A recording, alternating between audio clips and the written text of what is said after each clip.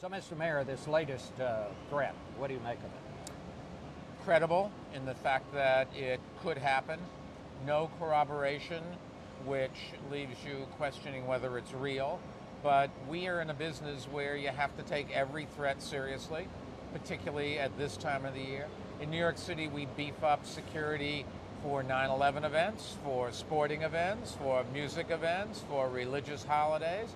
There's an awful lot of our security you don't see. It's cameras, it's radiation detectors, it's computers, it's undercover cops. And so we take it seriously. But as I said this morning to somebody, I took the subway down here. I'm not worried about going on the subways. I'm going to go to the tennis matches tomorrow night. I'm going to go to a whole bunch of events. And New York is probably the safest city in the world. We have 1,000 cops dedicated just to intelligence and counterterrorism. We have more Urdu and Pashto speakers than the CIA and the FBI put together. We have 3,000 cameras. We have all sorts of stuff. We spend $8.5 billion a year on our police department alone, and then there are other people that help as well. So I don't think that you and I should worry about it. If you see something, say something, leave it to the professionals, but you are safe. Will it change anything on 9/11? No, I don't think so. We will heighten up a little bit more, but you know, at some point you've got every cop you have out there. You can't heighten up anymore. You just I think it crystallizes it in your mind a little bit. You focus a touch more. But our professionals do that for a living, and we've gone through 10 years where we've stopped a lot of terrorist attacks, and for all we know, we stopped an awful lot more than that, where people just said, "Oh, they're too on top of things. I don't want to go near it." You know, Mr. Mayor, I wanted to ask you about something. You said, if I'm correct, at some point, we've spent too much time looking back at 9/11. What exactly did you mean by that? I think in this country we're always looking for a guilty party for reasons. That's what we're doing with the economy. We argue about how we got into the mortgage crisis rather than how we get out of the mortgage crisis. When it comes to 9/11, terrible tragedy, 3,000 people. We have an obligation, though, to look forward. We want to remember, we want to memorialize, we want to give families a place to go, and that's what this memorial behind me will do, and it will do it in a wonderful way. But those that died were working for a living to take care of their families. They're not here anymore. We've got to make sure that their families have good schools, have good places to live, have good jobs, and can enjoy everything that the deceased would have wanted them to have, and we're working towards that. And so, while it's not just, I think somebody said, it's not about closure, it's about maybe the 10th anniversary is a time to rededicate ourselves to look forward. And we've really been doing that. New York is back, and the terrorists didn't win. And those are the two real messages here.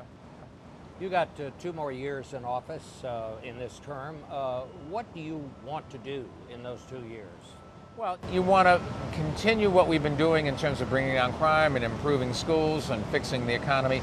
You also want to make sure that we stand by our values, that we show the world that terrorists want to take away our right to speak or to pray or to assemble or even to bear arms, as long as you do it legally.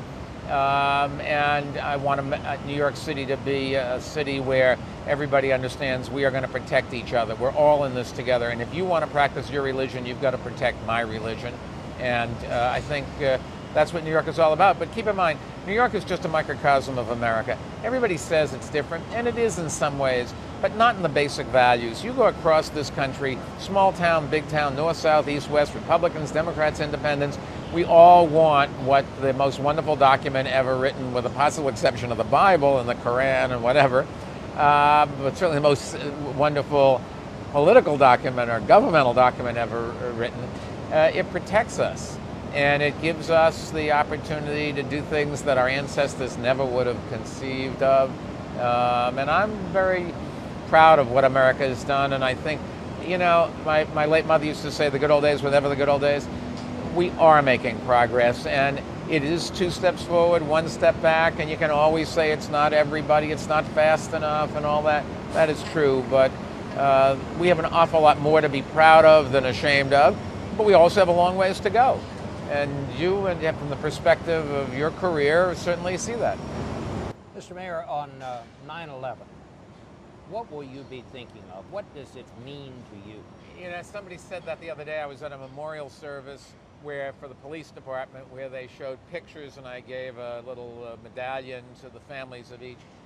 And I think I'd like to tell you it's thinking about what the memorial should do in educating and make sure we don't make the same mistakes.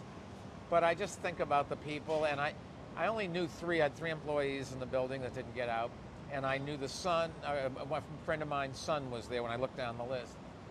But I think, what would I do if it was my child, my spouse, my sibling, my parent?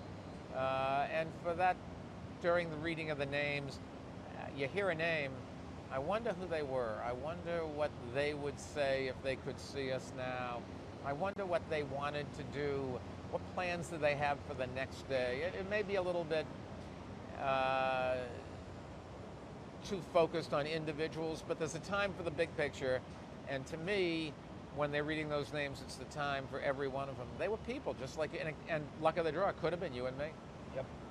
Mr. Mayor, thank you very much. All the best.